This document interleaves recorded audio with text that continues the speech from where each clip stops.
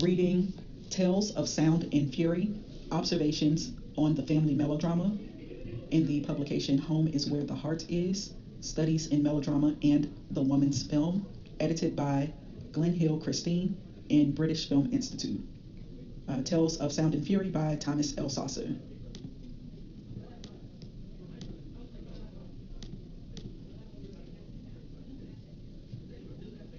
Asked about the color in Written on the Wind, Douglas Sirk replied, quote, almost throughout the picture, I use deep focus lenses which have the effect of giving a harshness to the objects and a kind of enameled, hard surface to the colors. I wanted this to bring out the inner violence, the energy of the characters, which is all inside them and can't break through, end quote.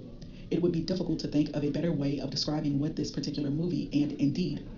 most of the best melodramas of the 50s and early 60s are about, or for that matter, how closely in this film style and technique is related to theme. My notes want to pursue an elusive subject in two directions, to indicate the development of what one might call the melodramatic imagination across different artistic forms and in different epochs. Secondly, Sirk's remark tempts one to look for some structural and stylistic constants in one medium during one particular period, the Hollywood family melodrama between roughly 1940 and 1963, and to speculate on the cultural and psychological context which this form of melodrama so manifestly reflected and helped to articulate. Nonetheless, this isn't a historical study in any strict sense, nor a catalogue raisonné of names and titles, for reasons that have something to do with my general method, as well as with the obvious limitations imposed on film research by unavailability. As a consequence, I lean rather heavily on half a dozen films, and notably Written on the Wind, to develop my points.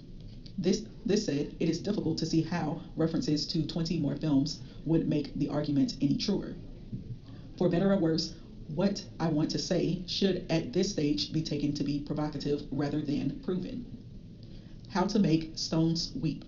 Bearing in mind that whatever one's scruples about an exact definition, everybody has some idea of what is meant by, quote, melodramatic, end quote. Any discussion of the melodrama as a specific cinematic mode of expression has to start from its antecedents, the novel and certain types of, quote, entertainment, end quote, drama, from which script writers and directors have borrowed their models. The first thing one notices is that the media and literary forms which have habitually embodied melodramatic situations have changed considerably in the course of history, and further, they differ from country to country. In England, it has mainly been the novel and the literary Gothic where melodramatic motifs persistently crop up, though the Victorian stage, especially in the 1880s and 1890s, knew an unprecedented vogue for the melodramas of R. Buchanan and G.R. Sims, plays in which, quote, a footbridge over a torrent breaks under the steps of the villain, a piece of wall comes down to shatter him, a boiler bursts and blows him to smithereens, end quote. In France, it is the costume drama and historical novel. In Germany, quote, high, end quote, drama and the ballad, as well as more popular forms like Moritat, street songs. Finally, in Italy, the opera rather than the novel reached the highest degree of sophistication in the handling of melodramatic situations. Two currents make up the genealogy. One leads from the late medieval morality play, the popular jest, and other forms of oral narrative and drama like fairy tales and folk songs, to their romantic revival in the cult of the picturesque in Scott, Byron, Heine, and Victor Hugo, which has its lowbrow echo in barrel organ songs, music hall drama, and what in Germany is known as Bunkellied, the latter coming to late literary honors through Brecht in his songs and musical plays, the threepenny opera or mahogany. The characteristic features for our present purposes in this tradition are not so much the emotional shock tactics and the blatant playing on the audience's known sympathies and antipathies, but rather the non-psychological conception of the dramatist's personae, who figure less as autonomous individuals than to transmit the action and link the various locales within a total constellation. In this respect, melodramas have a myth-making function insofar as their significance lies in the structure and articulation of the action, not in any psychologically motivated correspondence with individualized experience. Yet, what particularly marks the ballad or the bacchanaliad, that is, narratives accompanied by music, is that the moral slash moralistic pattern which furnishes the primary content, crimes of passion bloodily revenged, murderers driven mad by guilt and drowning themselves, villains snatching children from their careless mothers, servants killing their unjust masters, is overlaid not only with a proliferation of, quote, realistic, end quote, homely detail, but also, quote, parodied, end quote, or revitalized by the heavily repetitive verse form or the mechanical up and down rhythms of the barrel organ, to which the voice of the singer adapts itself, consciously or not, thereby producing a vocal parallelism that has a distancing or ironic effect, to the extent of often crisscrossing the moral of the story by a, quote, false, end quote, or unexpected emphasis. Cirque's most successful German melodrama, Zu Neuen Effern, or Ufern, makes excellent use of the street ballad to bring out the tragic irony in the courtroom scene, and the tune which Walter Brennan keeps playing on the harmonica in King Vidar's Ruby Gentry works in a very similar way. A variation on this is the use of fairgrounds and carousels in films like Some Came Running and Tarnished Angels, or more self-consciously in Hitchcock, Strangers on a Train, Stage Fright, and Wells' Lady from Shanghai and The Stranger, to underscore the main action and at the same time, quote, ease, end quote, the melodramatic impact by providing an ironic parallelism. Cirque uses the motif repeatedly in, for instance, Scandal in Paris and Take Me to Town. What such devices point to is that in the melodrama, the rhythm of experience often establishes itself against its value moral, I can't see that word, what does that say? Intention? Perhaps the current that led more directly to the sophisticated family melodrama of the 1940s and 1950s, though, is derived from the romantic drama which had its heyday after the French Revolution and subsequently furnished many of the plots for operas, but which is itself unthinkable without the 18th century sentimental novel and the emphasis put on private feelings and interiorized Puritan pietist codes of morality and conscience. Historically, one of the interesting facts about this tradition is that its height of popularity seems to coincide, and this remains true throughout the 19th century, with periods of intense social and ideological crisis. The pre-revolutionary sentimental novel, Richardson's Clarissa, or Rousseau's Nouvelle Heloise, for example, go out of their way to make a case for extreme forms of behavior and feeling by depicting very explicitly certain external constraints and pressures bearing upon the characters, and by showing up the quasi-totalitarian violence perpetuated by agents of the, quote, system, end quote. Lovelace, who tries everything from bribing her family to hiring pimps, prostitutes, and kidnappers in order to get Clarissa to become his wife, only to have to rape her after all. The same pattern is to be found in the bourgeois tragedies of Lessing, Amelia Galati, 1768, and the early Schiller, Cabal und Liebe, 1776, both deriving their dramatic force from the conflict between an extreme and highly individualized form of moral idealism in the heroes, again, non-psychological on the level of motivation, and a thoroughly corrupt yet seemingly omnipotent social class made up of feudal princes and petty state functionaries. The melodramatic elements are clearly visible in the plots, which revolve around family relationships, star-crossed lovers, and forced marriages. The villains, often of noble birth, demonstrate their superior political and economic power, invariably by sexual aggression and attempted rape, leaving the heroine no other way than to commit suicide or take poison in the company of her lover. The ideological, quote, message, end quote, of these tragedies, as in the case of Clarissa, is transparent. They record the struggle of a morally and emotionally emancipated bourgeois consciousness against the remnants of feudalism. They pose the problem in political terms and concentrate on the complex interplay of ethical principles, religious metaphysical polarities, and the idealist aspirations typical of the bourgeoisie in its militant phase, as the protagonist come to grief in a maze of economic necessities, realpolitik, family loyalties, and through the abuse of aristocratic privilege from a still divinely ordained and therefore doubly depraved absolutist authority. Although these plays and novels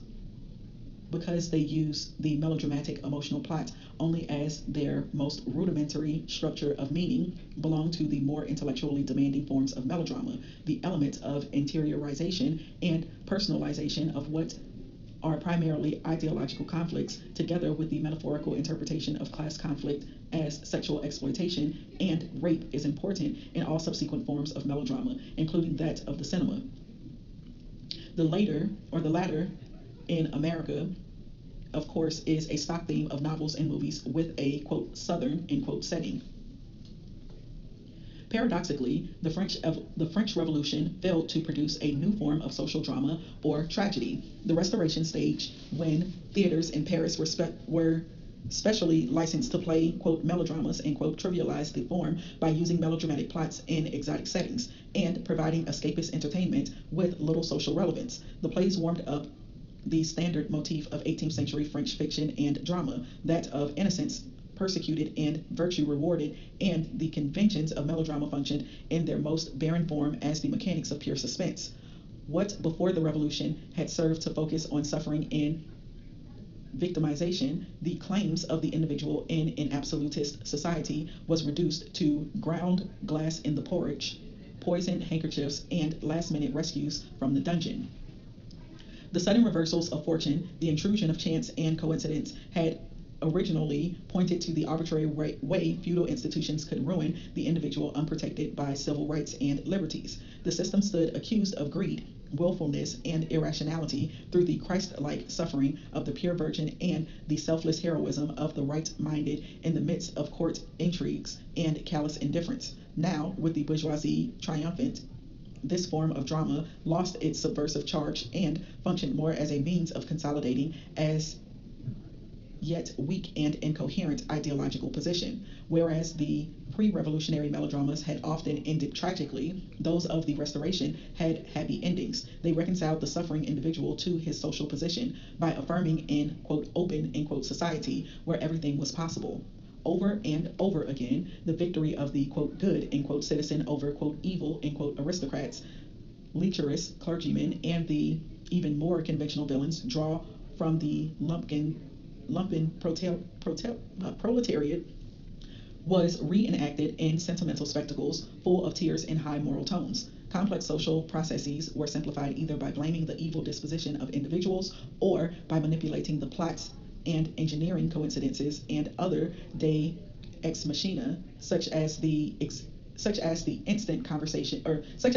conversion of the villain moved by the plight of his victim, or suddenly struck by divine grace on the steps of Notre Dame. Since the overtly, quote, conformist, end quote, strategy of such drama is quite evident, what is interesting is certainly not the plot structure, but whether the conventions allowed the author to dramatize in his episodes actual contradictions in society and genuine clashes of interest in the characters. Already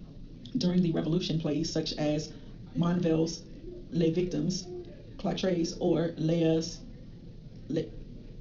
de Louis, though working with the very stereotyped plots, conveyed quite definite political sympathies. The second, for instance, backed the Girondist moderates in the trial of Louis XVI against the Jacobins, and were understood as such by their public. Even if the form might act to reinforce attitudes of submission, the actual working out of the scenes could nonetheless present fundamental social evils. Many of the pieces also flattered popular sympathies by giving the villains the funniest lines, just as Victorian drama playing east of Drury Lane was often enlivened by low comedy burlesque, put on as curtain raisers, and by the servants' farces during the intermission.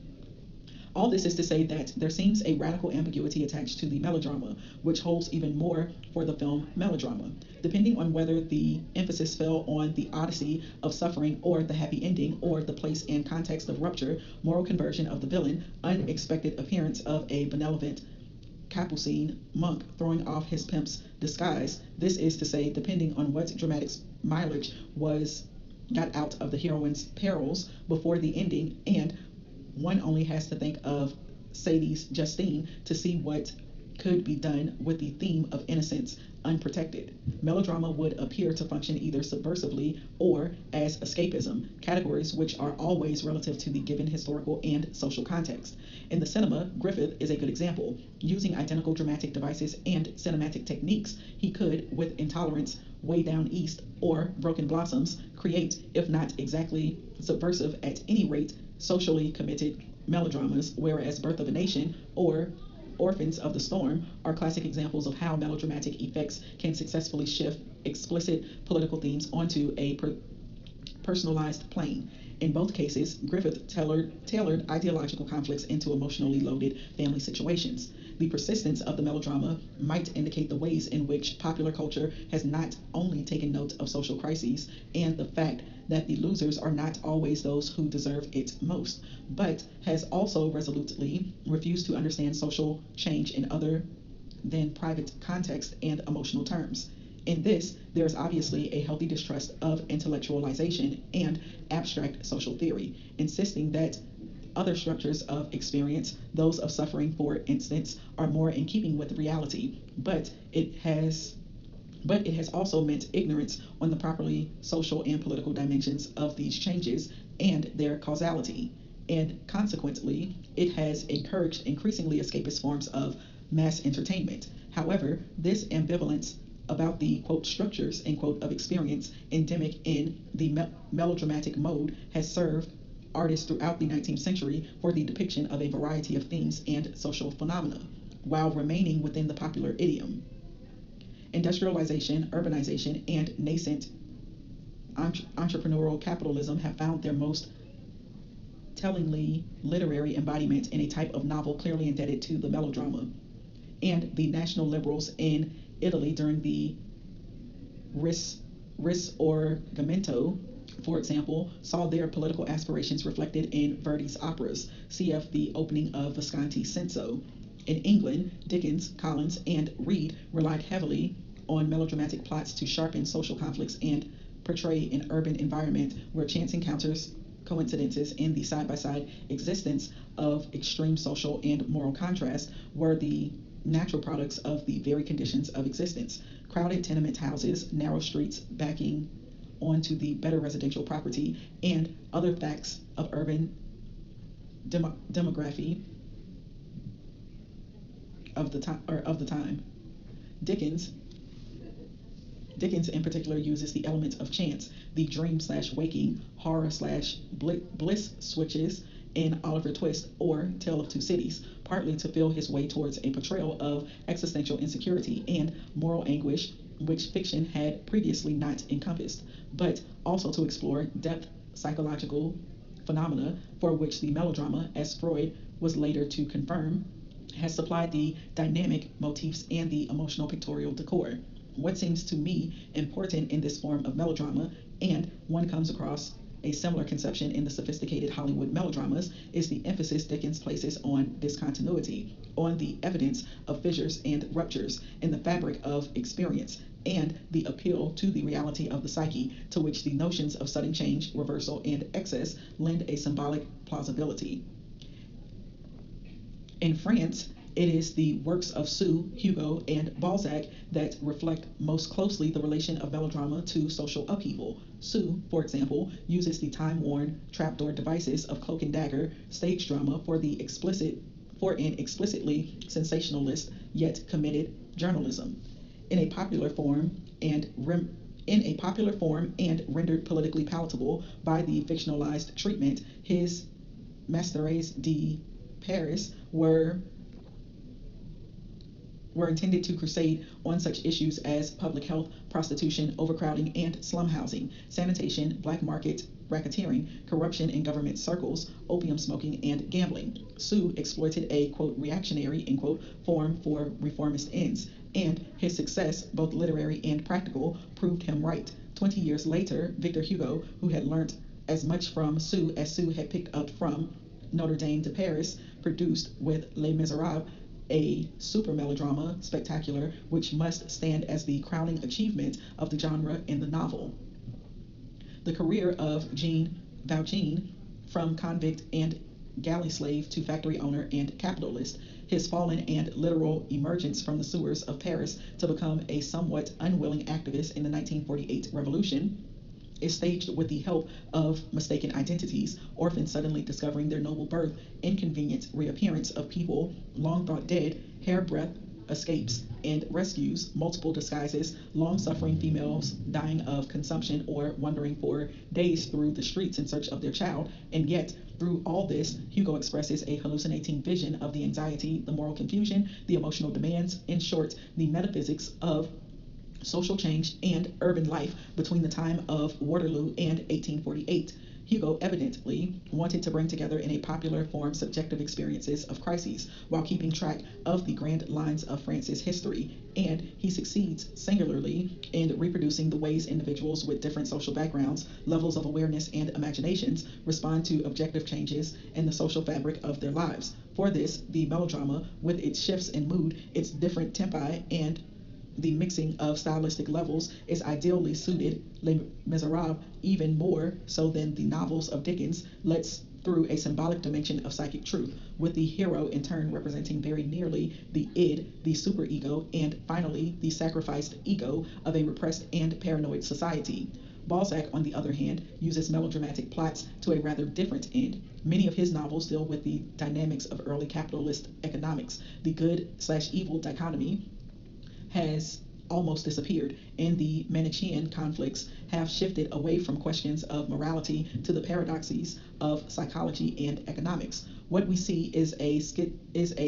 Schopenhauerian struggle of the will, the ruthlessness of industrial entrepreneurs and bankers, the spectacle of an uprooted, quote, decadent, end quote, aristocracy still holding tremendous political power, the sudden twist of fortune with no good parasites becoming millionaires overnight, or vice versa, through speculation and the stock exchange, the antics of hangers-on, parvenus, and cynical artist intellectuals, the demonic, spell-bending potency of money and capital, the contrast between abysmal poverty and unheard of affluence and waste, which characterize the, quote, anarchaic, end quote, phase of industrialization and the high finance, were experienced by Balzac as both vital and melodramatic. His work reflects this more in plot and style than through direct comment. To sum up, these writers understood the melodrama as a form which carried its own values and already embodied its own significant content. It served as the literary equivalent of a particular historically and socially conditioned mode of experience, even if the situations and sentiments defied all categories of verisimilitude and were totally unlike anything in real life. The structure had a truth and a life of its own, which an artist could make part of his material. This meant that those who consciously adopted melodramatic techniques of presentation did not necessarily do so out of incompetence, nor always from a cynical distance, but by turning a body of techniques into a stylistic principle that carried the distinct overtones of spiritual crisis. They could put the finger on the texture of their social and human material while still being free to shape this material. For there is little doubt that the whole conception of life in 19th century Europe and England, and especially the spiritual problems of the age, were often viewed in categories we would today call melodramatic. One can see this in painting, architecture, the ornamentation of gadgets and furniture, the domestic and public mise-en-scène of events and occasions, the oratory in Parliament, the Tractarian rhetoric from the pulpit, as well as the more private manifestations of religious sentiment. Similarly, the timeless themes that Dostoevsky brings up again and again in his novels, guilt, redemption, justice, innocence, freedom, are made specific and historically real, not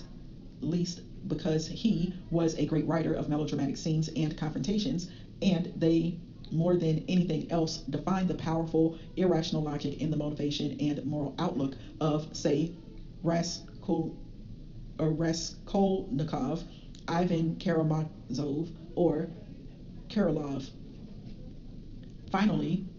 how different Kafka's novels would be if they did not contain those melodramatic family situations, pushed to the point where they reveal a dimension at once comic and tragically absurd, perhaps the existential undertow of all genuine melodrama. Putting melos into drama. In its dictionary sense, melodrama is a dramatic narrative in which musical accompaniment marks the emotional effects. This is still perhaps the most useful definition because it allows melodramatic elements to be seen as constituents of a system of punctuation, giving expressive color and chromatic contrast to the storyline by orchestrating the emotional ups and downs of the intrigue. The advantage of this approach is that it formulates the problems of melodrama as problems of style and articulation.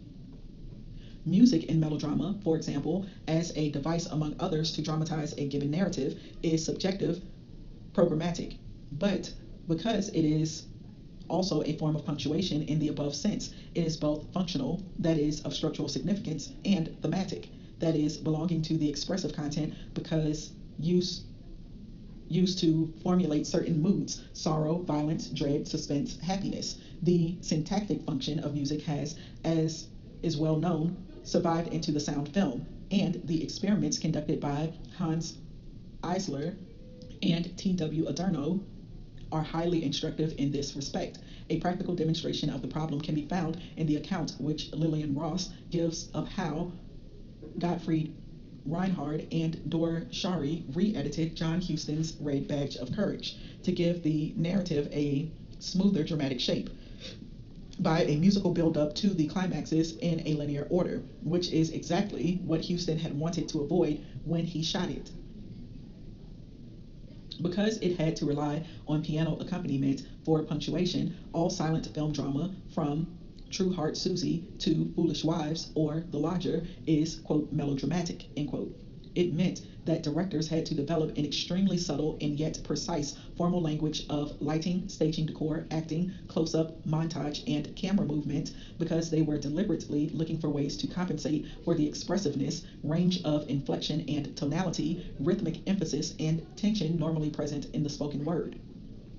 Having had to replace that part of language, which is sound, directors like Murnau, Renoir, Hitchcock, Mizoguchi, Hawks, Lang, Sternberg achieved in their films a high degree, well recognized at the time, of plasticity in the modulation of optical planes and spatial masses, which Panofsky rightly identified as a, quote, dynamization of space, end quote.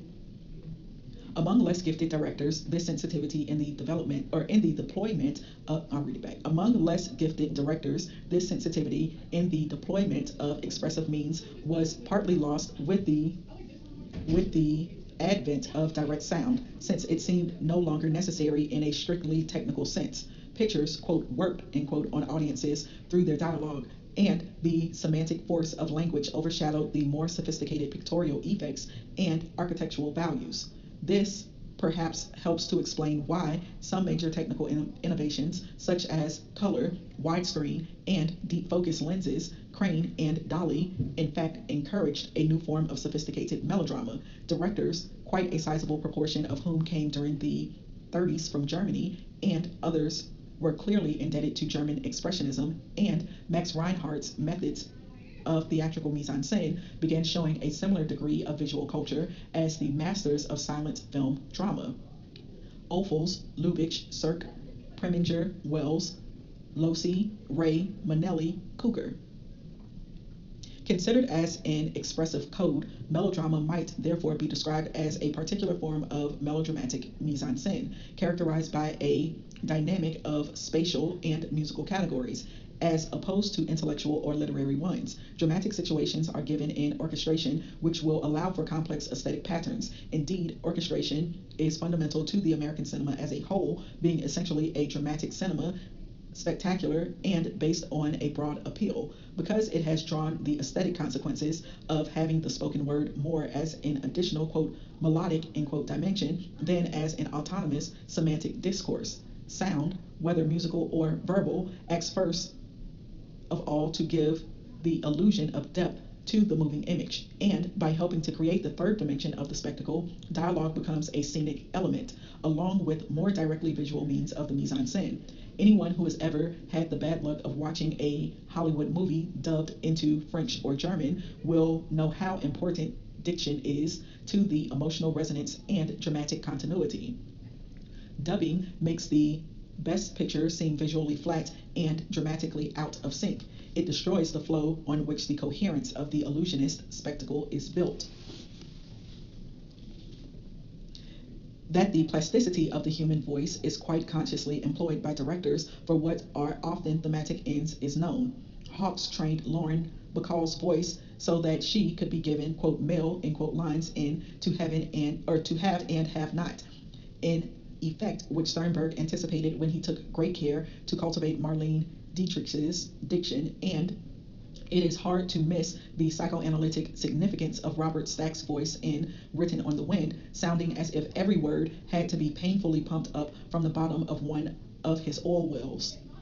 If it is true that speech in the American cinema loses some of its semantic importance in favor of its material aspects as sound, then conversely, lighting, composition, decor increase their semantic and syntactic contribution to the aesthetic effect. They become functional and integral elements in the construction of meaning. This is the justification for giving critical importance to the mise-en-scène over intellectual content or story value. It is also the reason why the domestic melodrama in color and widescreen, as it appeared in the 1940s and 1950s, is perhaps the most highly elaborated, complex mode of cinematic signification that the American cinema has ever produced, because of the restricted scope for external action determined by the subject, and because everything, as Cirque said, happens, quote, inside, end quote.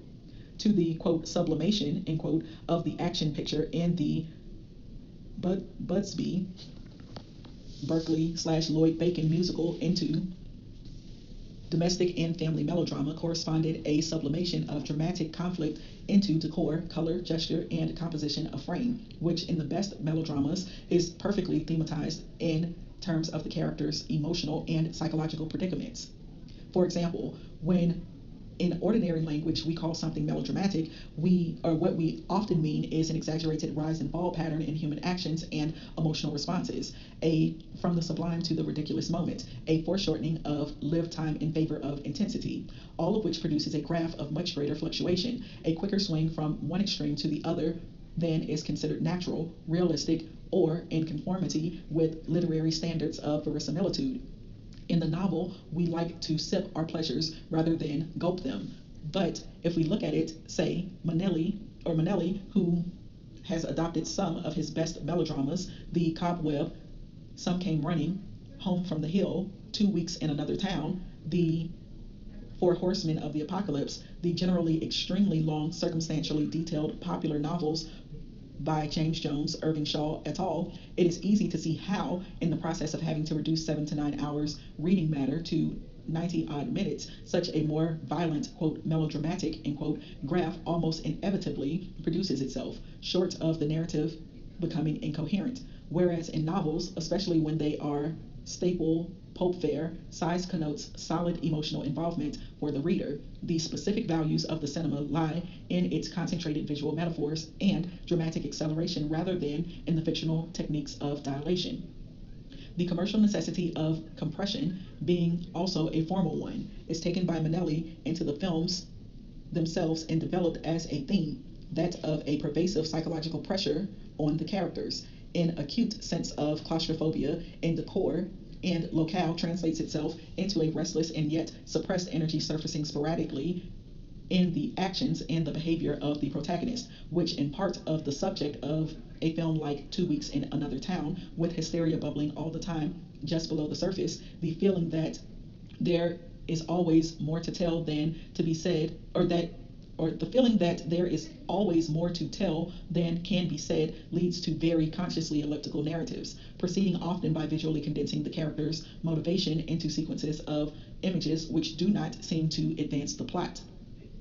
The shot of the Trevi fountain at the end of a complex scene where Kirk Douglas is making up his mind in 2 weeks is such a metaphoric condensation, and so is the silent sequence, consisting entirely of what might appear to be merely impressionistic dissolves in The Four Horsemen when Glenford and Ingrid Thulin go for a ride to Versailles, but which in fact tells and foretells the whole trajectory of their relationship. Cirque, too, often constructs his films in this way. The restlessness of Written on the Wind is not unconnected with the fact that he almost always cuts on movement. He almost always cuts on movement. His visual metaphors ought to have a chapter to themselves. A yellow sports car drawing up the gravel driveway to stop in front of a pair of shining white Doric columns outside the Hadley mansion is not only a powerful piece of American iconography, especially when taken in a plunging high-angle shot, but the contrary associations of imperial splendor and vulgar materials, polished chrome plate and stucco plaster, create a tension of correspondences and dissimilarities in the same image,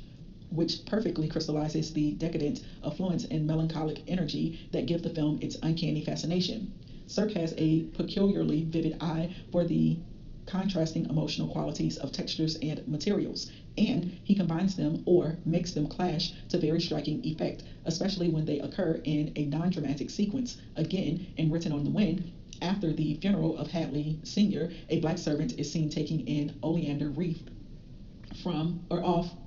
the front gate. A black silk ribbon gets unstuck and is blown away by the wind along the concrete path. The camera follows the movement, dissolves and dollies in on a window where Lauren Bacall, in an oleander green dress, is just about to disappear behind the curtains. The scene has no plot significance whatsoever, but the color parallels, black, black, green, green, white concrete, white lace curtains, provide an extremely strong emotional resonance in which the contrast of soft silk blown along the hard concrete is registered the more forcefully as a disquieting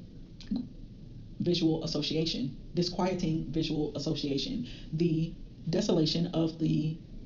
scene transfers itself onto the Bacall character, and the traditional fatalistic association of the wind reminds us of the futility implied in the film's title. The effects, of course, require a highly self-conscious stylist, but they are by no means rare in Hollywood. The fact that commercial necessities, political censorship, and the various morality codes restricted directors in what they could tackle as a subject has entailed a different awareness of what constituted a worthwhile subject, a change in orientation from which sophisticated melodrama benefited perhaps most. Not only did they provide a defined thematic parameter, but they encouraged a conscious use of style as meaning, which is a mark of what I would consider to be the very condition of a modernist sensibility working in popular culture. To take another example from Minnelli, his existential theme of a character trying to construct the world in the image of an inner self, only to discover that this world has become uninhabitable because it is both frighteningly suffocating, and intolerably lonely. The long trailer and the cobweb is transformed and given social significance when joined to the stock melodrama motif of the woman who, having failed to make it in the big city, comes back to the small town home in the hope of finding her true place at last, but who is made miserable by mean-mindedness and bigotry, and then suffocated by the sheer weight of her none too glorious, still ruefully remembered past. Hilda Crane, Beyond the Forest, All I Desire. In Minnelli, it becomes an opportunity to explore in concrete circumstances the more philosophical questions of freedom and determinism, especially as they touch the aesthetic problem of how to depict a character who is not constantly externalizing himself into action, without thereby trapping him in an environment of ready-made symbolism. For example, the discussion of decor and decoration in The Cobweb. Similarly, when Robert Stack shows Lauren Bacall her hotel in Written on the Wind, where everything from flowers and pictures on the wall to underwear, nail polish, and handbag is provided, Cirque not only characterizes a rich man wanting to take over the woman he fancies, body and soul, or the oppressive nature of an unwanted gift. He is also making a direct comment on the Hollywood stylistic technique that, quote, creates, end quote, a character out of the elements of the decor, and that prefers actors who can provide a blank or as blank a facial surface and as little of a personality as possible. Everyone who has thought at all about the Hollywood aesthetic wants to formulate one of its peculiar qualities, that of direct emotional involvement, whether one calls it, quote, giving resonance to dramatic situations, end quote, or, quote, fleshing out the cliche, end quote, or whatever. More abstractly, one talks in terms of identification patterns, empathy, and catharsis. Since the American cinema, determined as it is by the ideology of the spectacle and the spectacular, is essentially dramatic, as opposed to lyrical, concerned with mood or the inner self, and not conceptual, dealing with ideas and the structures of cognition and perception, the creation or reenactment of situations which the spectator can identify with and recognize. Whether this recognition is on the conscious or unconscious level is another matter. Depends to a large extent on the aptness of the iconography, the quote visualization, end quote, and on the quality, complexity, subtlety, ambiguity of the orchestration for what are trans-individual, popular, mythological, and therefore generally considered culturally, quote, lowbrow, end quote, experiences and plot structures. In other words, this type of cinema depends on the ways, quote, melos, end quote, is given to, quote, drama, end quote, by means of lighting, montage, visual rhythm, decor, style of acting, music, that is, on the ways the mise en scène translates character into action, not unlike the pre-Jamesian novel and a action into gesture and dynamic space, comparable to 19th century opera and ballet. This granted, there seems to be a further problem which has some bearing on the question of melodrama. Although the techniques of audience orientation and the possibility of psychic projection on the part of the spectator are as much in evidence in a melodrama like Home from the Hill or Splendor in the Grass as they are in a Western or adventure picture. The difference of setting and milieu affects the dynamic of the action. In the Western especially, the assumption of, quote, opera, end quote, spaces is virtually axiomatic. It is indeed one of the constants which makes the form perennially attractive to a largely urban audience. This openness becomes problematic in films that deal with potential, quote, melodrama, end quote, themes and family situations. The complex father-son relationships in The Left-Handed Gun, the Cain Abel themes of Man's Western, Winchester 73, Bend of the River, the conflict of virility and mother fixation in some of Tourneur's westerns, Great Day in the Morning, Wichita, or The Search for the Mother Country in Fuller's Run of the Arrow, seem to find resolution only when the hero can act positively on the changing situation. Otherwise, resolution demands the price of destruction. By contrast, in Raoul Walsh's adventure pictures, as Peter Lloyd has shown, identity comes in an often paradoxical process of self-confirmation and overreaching, but always through direct action, while the momentum generated by the conflicts pushes the protagonist forward in an unrelentingly linear course. The family melodrama, by contrast, though dealing largely with the same Oedipal themes of emotional and moral identity, more often records the failure of the protagonist to act in a way that could shape the events and influence the emotional environment, let alone change the stifling social milieu. The world is closed and the characters are acted upon. Melodrama confers on them a negative identity through suffering, and the progressive self-immolation and disillusionment generally ends in resignation. They emerge as lesser human beings for having become wise and acquiescent to the ways of the world. The difference can be put in another way. In one case, the drama moves towards its resolution by having the central conflict successively internalized and projected into direct action. A jailbreak, a bank robbery, a western chase, or cavalry charge, and even a criminal investigation lend themselves to psychologized, thematized representations of the hero's inner dilemmas and frequently appear that way. Walsh's White Heat, or They Died with Their Boots On, Losey's The Criminal, Preminger's Where the Sidewalk Ends. The same is true of the melodrama in the série noir tradition, where the hero is egged on or blackmailed by the femme fatale. The smell of honeysuckle and death in Double Indemnity, out of the past or detour into a course of action which pushes him further and further in one direction, opening a narrowing wedge of equally ineluctable consequences that usually lead the hero to wishing his own death as the ultimate act of liberation, but where the mechanism of fate at least allows him to express his existential revolt in strong and strongly antisocial behavior. Not so in the domestic melodrama. The social pressures are such, the frame of respectability so sharply defined, that the range of, quote, strong, end quote, actions is limited. The tellingly potent gesture, the social gaffe, the hysterical outburst replaces any more directly liberating or self-annihilating action and the cathartic violence of a shootout or a chase becomes an inner violence, often one which the characters turn against themselves. The dramatic configuration, the pattern of the plot makes them, regardless of attempts to break free, constantly look inwards at each other and themselves. The characters are, so to speak,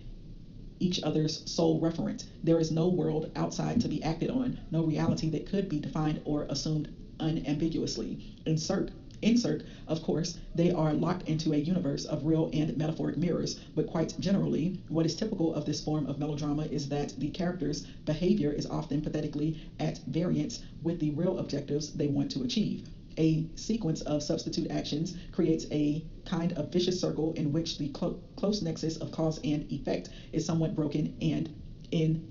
an often overtly Freudian sense, displaced. James Dean in East of Eden links up a method of cold storage for lettuce, or thinks up a method of cold storage for lettuce, grows beans to sell to the army, falls in love with Julie Harris, not to make a pile of money and live happily with a beautiful wife, but in order to win the love of his father and oust his brother,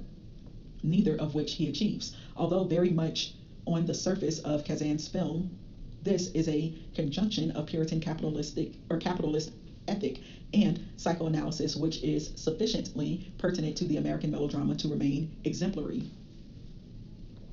The melodramas of Ray, Cirque, or Manelli do not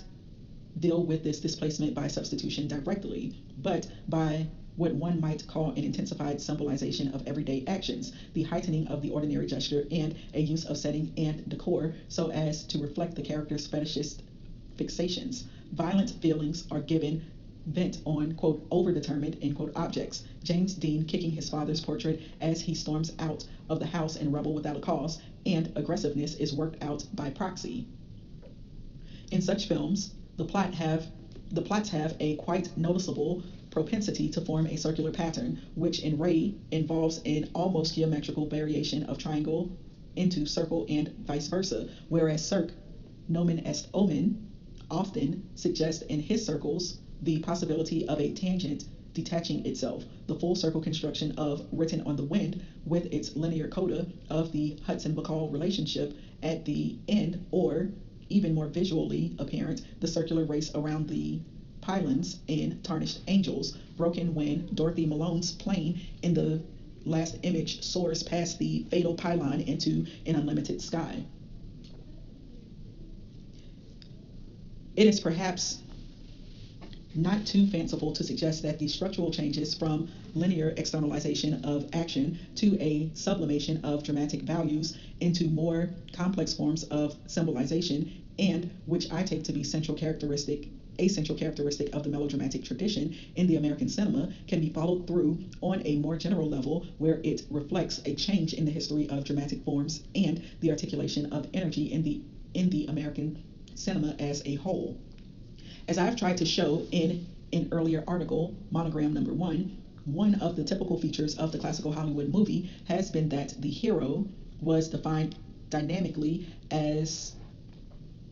the center of a continuous movement, often both from sequence to sequence as well as within the individual shot. It is a fact of perception that in order to get its bearing, the eye adjusts almost automatically to whatever moves, and movement, together with sound, completes the realistic illusion. It was on the basis of sheer physical movement, for example, that the musicals of the 30s, Lloyd Bacon's 42nd Street being perhaps the most spectacular example, the gangster movie, and the B thriller of the 1940s and the early 1950s could subsist with the flimsiest of plots,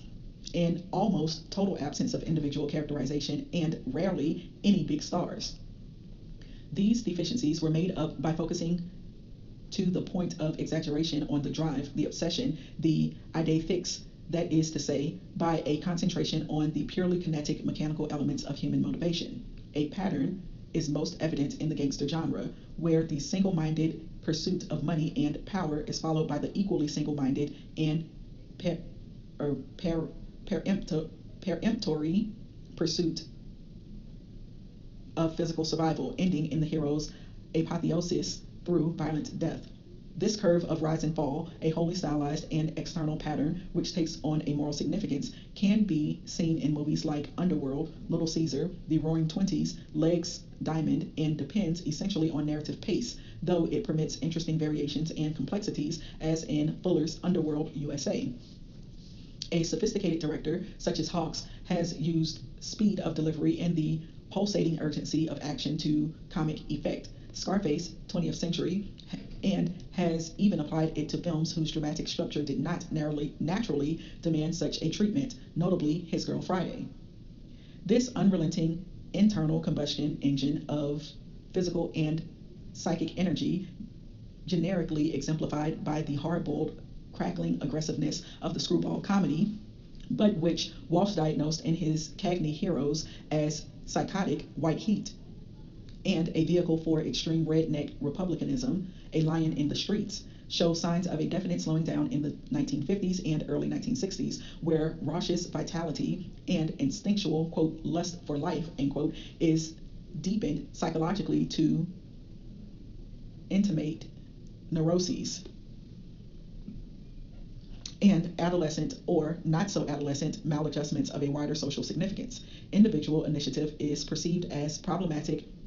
in explicitly political terms. All the King's Men, after having previously been merely stoically and heroically antisocial, as in the film noir. The external world is more and more riddled with obstacles which oppose themselves to personal ambition and are not simply overcome by the hero's assertion of a brawny or brainy libido. In Mann's westerns, the madness at the heart of the James Stewart character only occasionally breaks through an otherwise calm and controlled surface, like a strong subterranean current suddenly appearing above ground, as an inhuman and yet somehow poetically apt thirst for vengeance and primitive biblical justice, where the will to survive is linked to certain old-fashioned cultural and moral values of dignity, honor, and respect. In the films of Cirque, an uncompromising, fundamentally innocent energy is gradually turned away from simple, direct fulfillment by the emergence of a conscience, a sense of guilt and responsibility, or the awareness of moral complexity, as in Magnificent Obsession, Sign of the Pagan, All That Heaven Allows, and even Interlude, a theme which in Cirque is always interpreted in terms of cultural decadence. Where Freud left his marks in the American home. There can be little doubt that the post-war popularity of the family melodrama in Hollywood is partly connected with the fact that in those years America discovered Freud. This is not the place to analyze the reasons why the United States should have become the country in which his theories found their most enthusiastic reception anywhere, or why they became such a decisive influence on American culture, but the connections of Freud with melodrama are as complex as they are undeniable. An interesting fact, for example, is that Hollywood tackled Freudian themes in a particularly, quote, romantic, end quote, or gothic guise through a cycle of movies inaugurated possibly by Hitchcock's first big American success, Rebecca, relating his Victorianism to the Crawford Stanwyck Davis type, quote, women's picture,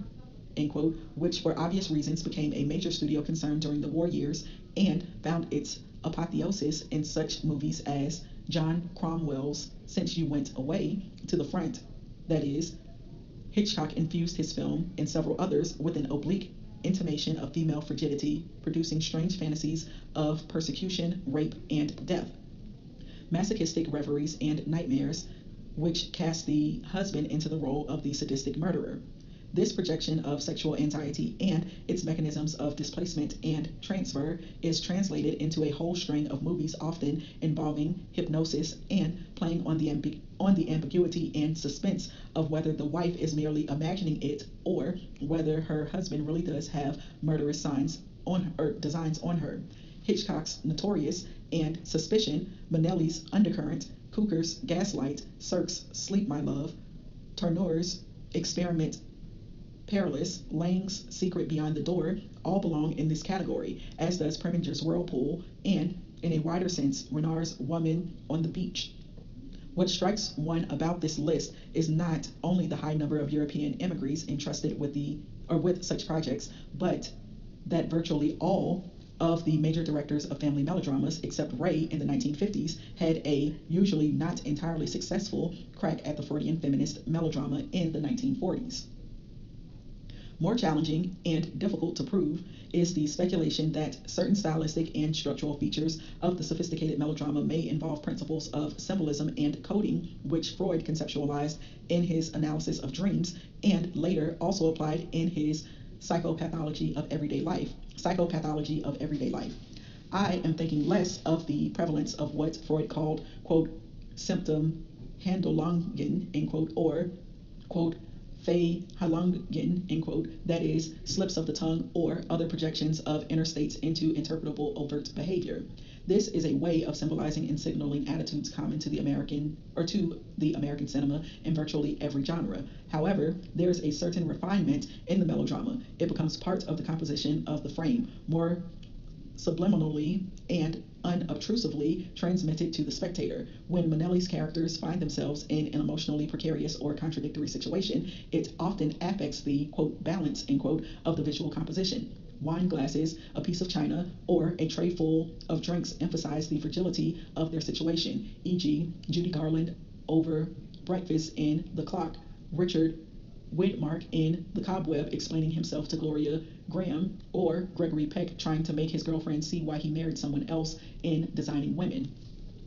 When Robert Stack in Written on the Wind, standing by the window he has just opened to get some fresh air into an extremely heavy family atmosphere, hears of Lauren Bacall expecting a baby, his misery becomes eloquent by the way he squeezes himself into the frame of the half-open window. Every word his wife says to him bringing torment to his lacerated soul and racked body. Along similar lines, I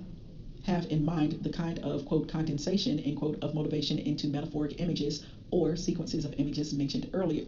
The relation that exists in Freudian dream work between manifest dream material and latent dream content.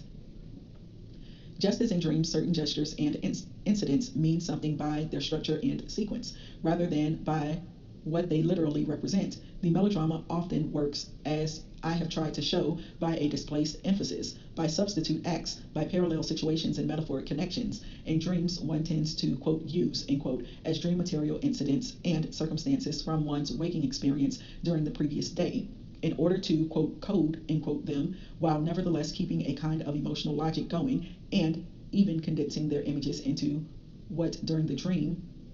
at least seems an inevitable sequence. Melodramas often use middle-class American society, its iconography, and the family experience in just this way as their manifest, quote, material, end quote, but, quote, displace, end quote, it into quite different patterns, juxtaposing stereotyped situations and strange configurations, provoking clashes and ruptures, which not only open up new associations, but also redistribute the emotional energies which suspense and tensions have accumulated in disturbingly different directions. American movies, for example, often manipulate very shrewdly situations of extreme embarrassment, a blocking of emotional energy, and acts or gestures of violence, direct or indirect release, in order to create patterns of aesthetic significance which only a musical vocabulary might be able to describe accurately, and for which a psychologist or anthropologist might offer some explanation. One of the principles involved is that of continuity and discontinuity, what Cirque has called the, quote, rhythm of the plot, end quote. A typical situation in American melodramas has the plot build up to an evidently catastrophic collision of counter-running sentiments, but a string of delays gets the greatest possible effect from the clash when it does come. In Manelli's The Bad and the Beautiful, Lana Turner plays an alcoholic actress who has been, quote, rescued, end quote, by producer Kirk Douglas, giving her a new start in the movies. After the premiere, flushed with success, self-confident for the first time in years, and in happy anticipation of celebrating with Douglas, with whom she has fallen in love, she drives to his home armed with a bottle of champagne. However, we already know that Douglas isn't emotionally interested in her. Quote, I need an actress, not a wife, end quote, he later tells her, and is spending the evening with a, quote, broad, end quote, in his bedroom. Lana Turner, suspecting nothing, is met by Douglas at the foot of the stairs, and she, at first too engrossed in herself to notice how cool he is, collapses when the other woman suddenly appears at the top of the stairs in Douglas's dressing gown. Her nervous breakdown in the car is conveyed by headlights flashing against her windscreen like a barrage of footlights and arc lamps. This letting the emotions rise and then cringing them suddenly down with a thump. A thump is an extreme example of dramatic discontinuity, and a similar vertiginous drop in the emotional temperature punctuates a good many melodramas, almost invariably played out against the vertical axis of a staircase. In one of the most paroxysmic montage sequences that the American cinema has known, Cirque has Dorothy Malone in Written on the Wind dance on her own like some doomed goddess from a Dionysian mystery, while her father is collapsing on the stairs and dying from a heart attack. Again, in Imitation of Life, John Gavin gets the brush off from Lana Turner as they are going down the stairs. And in All I Desire, Barbara Stanwyck has to disappoint her daughter about not taking her to New York to become an actress after the girl has been rushing downstairs to tell her father the good news. Ray's use of the staircase for similar emotional effects is well known and most spectacular in Bigger Than Life. But to give an example from another director, Henry King, I'd like to quote a scene from Margie, a film following rather closely Minnelli's Meet Me in St. Louis, where the heroine, Jean Crane, about to be taken to the graduation ball by a blind date, whom we know to be her father, since her poetry-loving, bespectacled study has caught a cold, comes tearing down from her bedroom when she hears that the French master, on whom she has a crush, has dropped in. She virtually rips the bouquet of flowers out of his hands and is overwhelmed by joy. With some embarrassment, he has to explain that he is taking somebody else to the ball, that he only came to return her papers, and Margie, mortified, humiliated, and cringing with shame, has just enough time to get back upstairs before she dissolves in tears. While this may not sound terribly profound on paper, the visual orchestration of such a scene can produce some rather strong emotional effects, and the strategy of building up to a climax so as to throttle it the more abruptly is a form of dramatic reversal by which Hollywood directors consistently criticize the streak of incurably naive moral and emotional idealism in the American psyche. First, by showing it to be often indistinguishable from the grossest kind of illusion and self-delusion, and then by forcing a confrontation when it is most wounding and contradictory. The emotional extremes are played off in such a way that they reveal an inherent dialectic and the undeniable psychic energy contained in this seemingly so vulnerable sentimentality is utilized to furnish its own antidote. To bring home the discontinuities in the structures of emotional experience, which give a kind of realism and toughness rare if not unthinkable in the European cinema.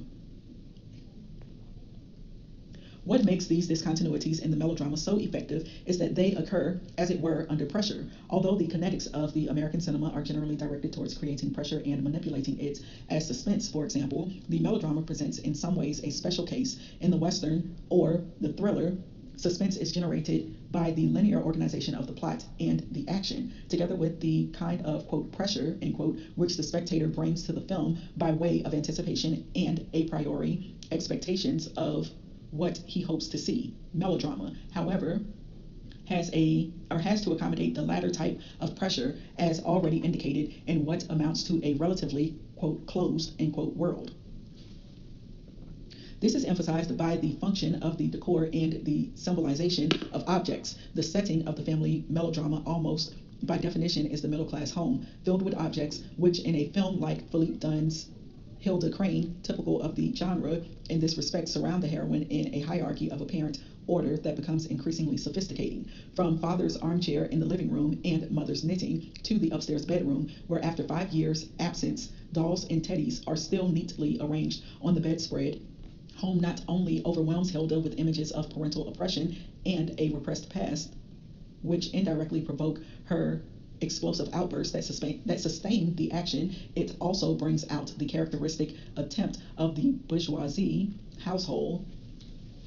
to make time stand still, immobilize life, and fix forever domestic property relations as the model of social life and a bulwark against the more disturbing sides of human nature.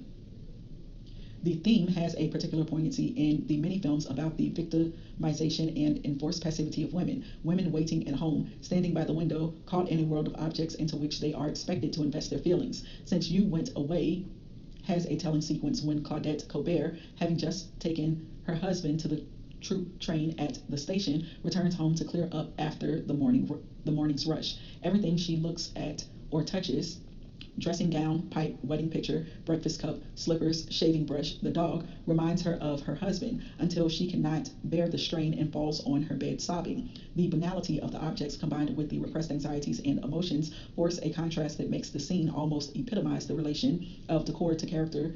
in Melodrama. The more the setting fills with objects to which the plot gives symbolic significance, the more the characters are enclosed in seemingly ineluctable situations. Pressure is generated by things crowding in on them and become increasingly complicated because cluttered with obstacles and objects that evade their personalities, take them over, stand for them, become more real than the human relations or emotions they were intended to symbolize. It is again an instance of Hollywood stylistic devices supporting the themes or commenting on each other. Melodrama is iconographically fixed by the claustrophobic atmosphere of the bourgeois home and or the small town setting. Its emotional pattern is that of panic and latent hysteria, reinforced stylistically by a complex handling of space and interiors. Cirque, Ray, and Losi particularly excel in this, to the point where the world seems totally predetermined and pervaded by, quote, meaning, end quote, and interpretable signs. This marks another recurrent feature, already touched on, that of desire, for focusing on the unobtainable object, the mechanisms of displacement and transfer in an enclosed field of pressure, open a highly dynamic yet discontinuous cycle of non-fulfillment, where discontinuity creates a universe of powerfully emotional but obliquely related fixations. In Melodrama, violence, the strong action, the dynamic movement, the full articulation and fleshed out emotions, so characteristic of the American cinema, become the very designs of the character's alienation and thus serve to formulate a devastating critique of the ideology that supports it. Minnelli and Cirque are exceptional directors in this respect, not least because they handle stories with 4, 5, or sometimes 6 characters all tied up in a single configuration, and yet give each of them an even thematic emphasis and an independent point of view. Such skill involves a particularly, quote, musical, end quote, gift and a very sensitive awareness of the harmonizing potential contained in contrasting material and the structural implications of different characters' motives. Films like Home from the Hill, The Cobweb, Tarnished Angels, or Written on the Wind strike one as, quote, objective, end quote, films, since they do not have a central hero, even though there may be a gravitational pull towards one of the protagonists, and nonetheless they cohere, mainly because each of the characters' predicaments is made plausible in terms that relate to the problems of the others. The films are built architecturally by a combination of structural tensions and articulated parts, and the overall design appears only retrospectively, as it were, when, with the final coda of appeasement, the edifice is completed and the spectacular can stand back and look at the pattern. But there is, especially in the Minnelli movies, also a wholly, quote, subjective dimension. The films, because the parts are so closely organized around a central theme or dilemma, can be interpreted as emanating from a single consciousness, which is testing or experiencing in dramatic form the various options and possibilities flowing from an initially outlined moral or existential contradiction. In The Cobweb, John Kerr wants both total self-expression and a defined human framework in which such freedom is meaningful, and George Hamilton in Home from the Hill wants to assume adult responsibility, while at the same time he rejects the standards of adulthood implied in his father's aggressive masculinity. In the latter, the drama ends with a, quote, Freudian, end quote, resolution of the father being eliminated at the very point when he has resigned himself to his loss of supremacy, but this is underpinned by a, quote, biblical, end quote, one, which fuses the mythology of Cain and Abel with that of Abraham blessing his firstborn. The interweaving of motifs is achieved by a series of parallels and contrast. Set in the South, the story concerns the relations of a mother's boy with his tougher father, played by Robert Mitchum, whose wife so resents his having a bastard son, George Peppard, that she won't sleep with him again. The plot progresses through all the possible permutations of the basic situation: lawful son / natural son, sensitive George Hamilton / hypochondriac mother, tough George Peppard, tough Robert tough Robert Mitchum. Both boys fancy the same girl. Hamilton gets her pregnant. Peppard marries her. Girl's father turns nasty against the lawful son because of the notorious sex life of his father, etc. However, because the plot is structured as a series of mirror reflections on the theme of fathers and sons, blood ties, and natural affinities, Minnelli's film is a psychoanalytical portrait of the sensitive adolescent, but placed in a definite ideological and social context. The boy's consciousness, we realize, is made up of what are external forces and circumstances. His dilemma, the result of his social position as heir to his father's estate, unwanted because felt to be undeserved, and an upbringing deliberately exploited by his mother in order to get even with his father, whose own position as a Texan landowner and local big shot forces him to compensate for his wife's frigidity by providing his virility with other women. Melodrama here becomes the vehicle for diagnosing a single individual in ideological terms and objective categories, while the blow-by-blow emotional drama creates the second level where the subjective aspect, the immediate and necessarily unreflected experience of the characters, is left intact. The hero's identity, on the other hand, emerges as a kind of picture puzzle from the various pieces of dramatic action. Home from the Hill is also a perfect example of the principle of substitute acts mentioned earlier, which is Hollywood's way of portraying the dynamics of alienation. The story is sustained by pressure that is applied indirectly and by desires that always chase unattainable goals. Mitchum forces George Hamilton to, quote, become a man, end quote, though he is temperamentally his mother's son, while Mitchum's, quote, real, end quote, son, in terms of attitude and character, is George Peppard, whom he cannot acknowledge for social reasons. Likewise, Eleanor Parker puts pressure on her son in order to get at Mitchum, and Everett Sloane, the girl's father, takes out on George Hamilton the sexual hatred he feels against Mitchum. Finally, after his daughter has become pregnant, he goes to see Mitchum to put pressure on him to get his son to marry the girl, only to break down when Mitchum turns the tables and accuses him of blackmail. It is a pattern which in an even purer form appears in Written on the Wind. Dorothy Malone wants Rock Hudson, who wants Lauren Bacall, who wants Robert Stack, who just wants to die. La Ronde à l'Américaine. The point is that the melodrama dynamism of these situations is used by both Cirque and Minnelli to make the emotional impact, quote, carry over, end quote, into the very subdued, apparently neutral sequences of images that so often round off a scene and which thereby have a strong lyrical quality. One of the characteristic features of melodramas in general is that they concentrate on the point of view of the victim. What makes the films mentioned above exceptional is the way they managed to present all the characters convincingly as victims. The critique, the question of, quote, evil, end quote, of responsibility, is firmly placed on a social and existential level, away from the arbitrary and finally obtuse logic of private motives and individualized psychology. This is why the melodrama, at its most accomplished, seems capable of reproducing more directly than other genres the patterns of domination and exploitation existing in a given society, especially the relation between psychology, morality, and class consciousness, by emphasizing so clearly an emotional dynamic whose social correlative is a network of external forces directed oppressingly inward, and with which the characters themselves unwittingly collide or collude to become their agents. In Minnelli, Cirque, Ray, Cougar, and others, alienation is recognized as a basic condition. Fate is secularized into the prison of social conformity and psychological neurosis, and the linear trajectory of self-fulfillment, so potent in American ideology, is twisted into the downward spiral of a self-destructive urge seemingly possessing a whole social class. This typical masochism of the melodrama, with its incessant acts of inner violation, its mechanism of frustration and overcompensation, is perhaps brought most into the open through characters who have a drink problem. Cf. Written on the Wind, Hilda Crane, Days of Wine and Roses.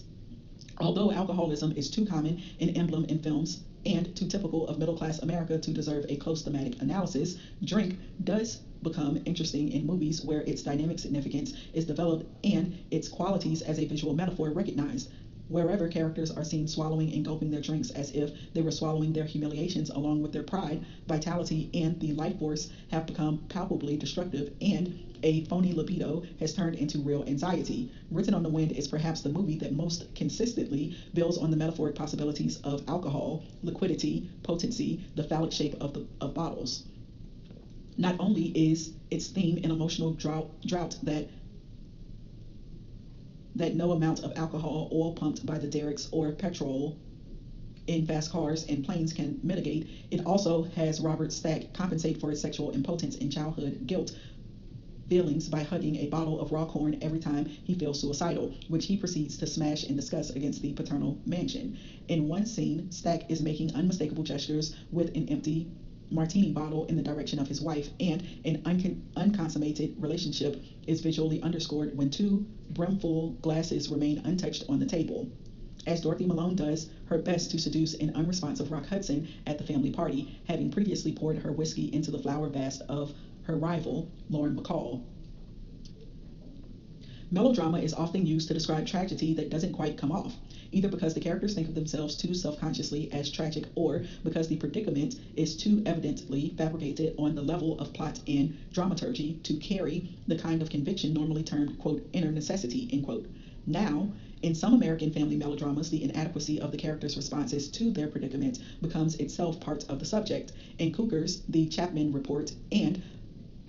Minnelli's The Cobweb, two movies explicitly concerned with the impact of Freudian notions of American society, the protagonist's self-understanding as well as the doctor's attempts at analysis and therapy are shown to be either tragically or comically inadequate to the situations that the characters are supposed to cope with in everyday life. Pocket-sized tragic heroes and heroines, they are blindly grappling with a fate real enough to cause intense human anguish, which, as the spectator can see, however, is compounded by social prejudice, ignorance, insensitivity on top of the bogus claim to scientific objectivity by the doctors. Claire Bloom's nymphomania,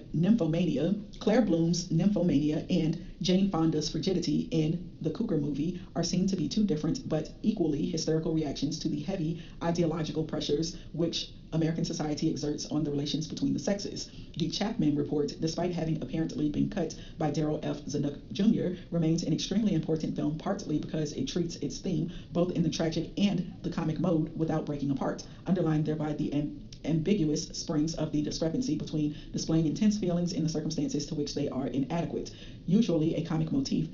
but tragic in its emotional implications. Both Cooker and Minnelli, however, focus on how ideological contradictions are reflected in the character's seemingly spontaneous behavior, the way self-pity and self-hatred alternate with a violent urge towards some form of liberating action, which inevitably fails to resolve the conflict. The character's experience as a shamefully personal stigma what the spectator, because of the parallelisms between the different episodes in the Chapman Report and the analogies in the fate of the seven principal figures of the Cobweb, is forced to recognize as belonging to a wider social dilemma. The poverty of the intellectual resources in some of the characters is starkly contrasted with the corresponding abundance of emotional resources, and as one sees them helplessly struggling inside their emotional prisons with no hope of realizing to what degree they are the victims of their society, one gets a clear picture of how a certain individualism reinforces social and emotional alienation, and of how the economics of the psyche are as vulnerable to manipulation and exploitation as is a person's labor. The point is that this inadequacy has itself a name, relevant to the melodrama as a form, irony or pathos, which both in tragedy and melodrama is the response to the recognition of different levels of awareness. Irony privileges the spectator vis-a-vis the protagonist,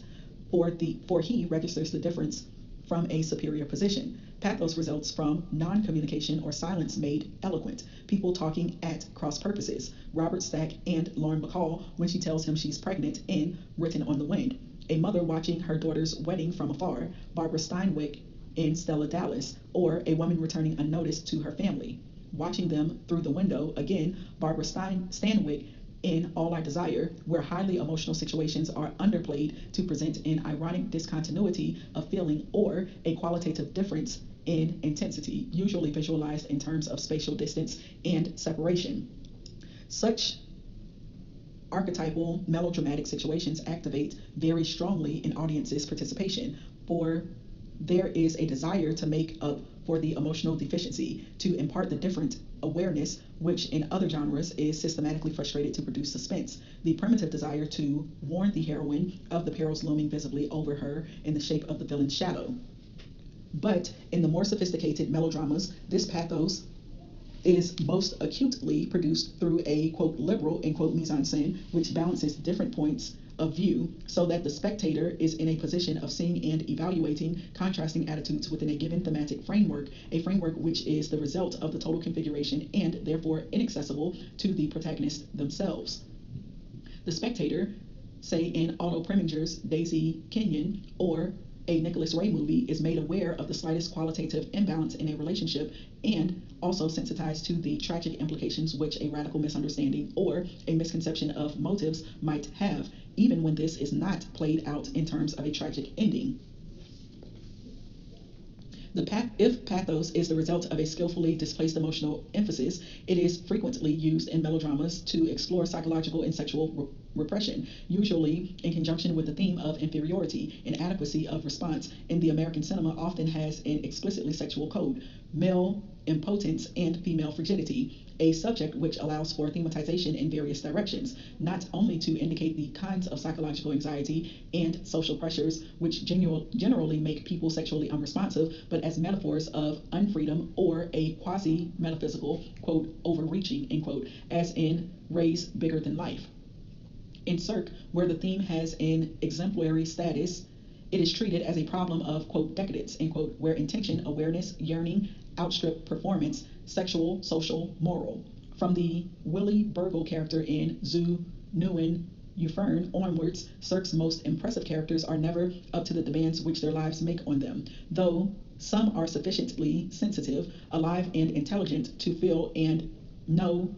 about this inadequacy of gesture and response. It gives their pathos a tragic ring because they take on suffering and moral anguish knowingly as the just price of having glimpsed a better world and having failed to live it. A tragic self-awareness is called upon to compensate for lost spontaneity and energy, and in films like All I Desire or There's Always Tomorrow, where, as so often, the fundamental irony is in the title themselves, this theme, which has haunted the European imagination at least since Nietzsche, is absorbed in an American small-town atmosphere, often revolving around the questions of dignity and responsibility, how to yield when confronted with true talent and true vitality. In short, those qualities that dignity is called upon to make up for. In Hollywood, melodrama characters made for operettas play out the tragedies of mankind, which is how they experience the contradictions of American civilization. Small wonder they are constantly baffled and amazed, as Lana Turner is an imitation of life about what is going on around them and within them. The discrepancy of seeming and being, of intention and result, registers as a perplexing frustration, and an ever-increasing gap opens between the emotions and the reality they seek to reach. What strikes one as the true pathos is the very mediocrity of the human beings involved, putting such high demands upon themselves, trying to live up to an exalted vision of man, but instead living out the impossible contradictions that have turned the American dream into its proverbial nightmare. It makes the best American melodramas of the 1950s not only critical social documents, but genuine tragedies, despite or rather because of the, quote, happy ending, end quote. They record some of the agonies that have accompanied the desire of the, quote, affirmative culture, end quote, spawned by idealism. They advocate with open conscious irony that the remedy is more of the same, but even without the national disasters they were to overtake America in the 1960s, this irony too almost seems to belong to a different age. And I was reading Tales of Sound and Fury, Observations on the Family Melodrama by Thomas Elsaesser, published in Home is Where the Heart Is, Studies in Melodrama and the Woman's Film, edited by Christine Gledhill and British Film Institute, 1987.